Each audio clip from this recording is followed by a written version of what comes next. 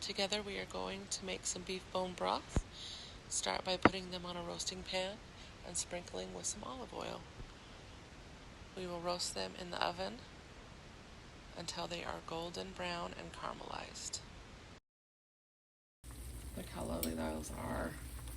Now these rib bones I'm not going to flip because they are getting really nice, but these bigger ones over here I will, just because I want to get that caramelization. Oh, they're doing good on the bottom as well, so we might be okay. But I really want to get that caramelization going all over. So I'm going to flip them, and they are looking really, really nice. This guy.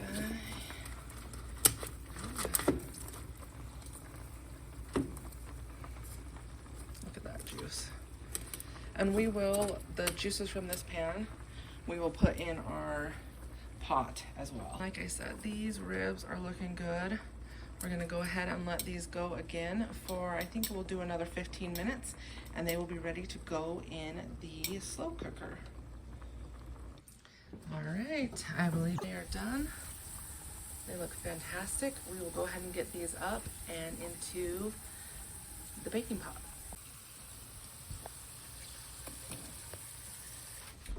All right, we are gonna go ahead and put our bones in.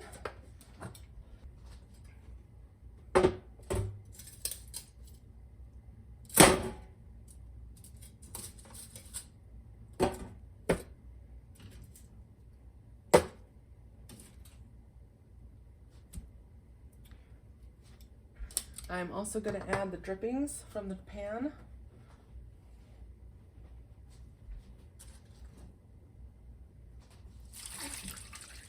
That golden brown.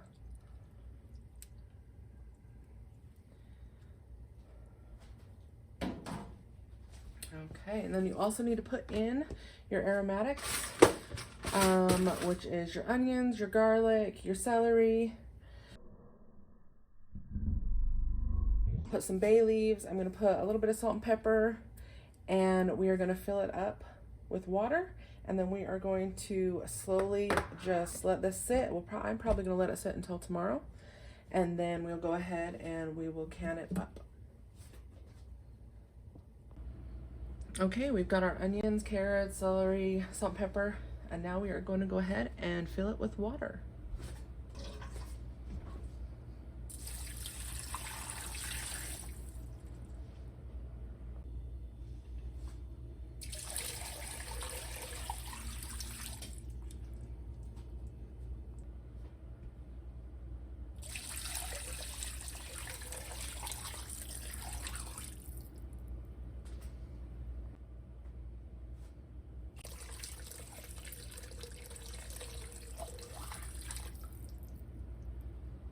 We're gonna go ahead and cover this, and we are going to let it go overnight, and then we'll bottle it up tomorrow.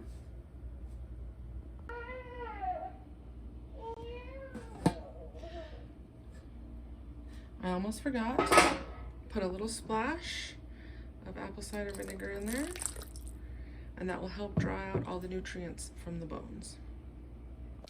So I'm setting it at about 250, and we'll let it go overnight and see how it is. At that point, we'll taste it. And if it's done, then we'll go ahead and can it. It might be a little longer than that because my sister's actually gonna come over and we're gonna can some beets tomorrow. So depending on what time, we may wait. All right, so it's the next day and it's looking good. I am gonna go ahead and taste it, and we'll see how it is. I think I'm actually gonna let it go for another, probably 12 hours or so, because I am not gonna be able to get it done and canned before my sister gets here. So we'll get that other project done first, and then we'll can this. But it is looking great. All right, now it is done. We're gonna go ahead and strain it off. We will also turn it off. All right, so we have got all of the bones and all of your vegetable bits strained out. I got it strained into this bigger pot because you do have to bring it to a boil once you get all the fat off. After you get all your vegetables strained out, you let it sit and cool so that the fat or tallow, in this case because it's beef, you want to save your tallow because you can use this in cooking as a grease. So anything you would like saute vegetables in butter, etc., you can use this tallow for. It's very, very good. And it has great flavor because we roasted it and caramelized it and then it cooked with all those vegetables. So that beef tallow is really good for just saute your vegetables in just that and add some salt on them and they'll be great. Now I'm gonna let this cool a little bit more because you probably can't see on the video, but there's still a little bit of tallow on there, and I'll ladle it off slowly as it kind of separates. And then what we need to do is we need to bring this stock back to a boil. Then we put it in our jars. Broth is a low acid food, so you do need to pressure can your broths. So we will get them in jars and then we will pressure can them, and our altitude is high altitude, so we do 15 pounds of pressure, and I am going to be doing quart jars, so it will be 15 pounds of pressure for 10 minutes. After you get all your broth clean and strained and all the fat off, you want to warm it back up to a boil, and then we are going to put it in our jars with 1-inch head space, put the lids and the rings on, and then we are going to put it in a hot canner. You want to make sure your water in here is hot because you're having hot jars. Tighten the lid, and then we wait for it to start venting out of this a full steady stream of steam. And when you get your full steady stream of steam out of here, then you're going to set your timer for 10 minutes. After that 10 minutes, you can put your weight on, and once it starts jiggling at the right point, or if you're using your dial gauge, once it gets to 15, you can start your timer for 25 minutes for quarts, and then after that, we will come back then.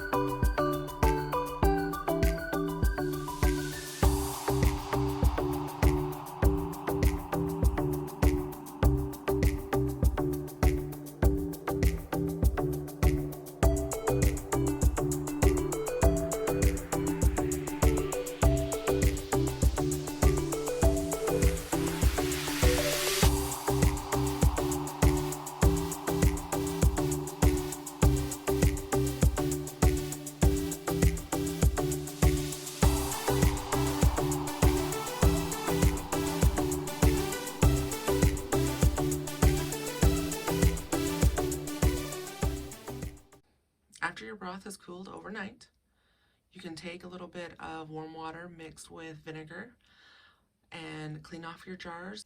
Once you clean your jars off, they are ready to go on the shelf and they will be ready for you when you need them. If you learned anything today or if it was helpful, please subscribe and share, and we will see you next time.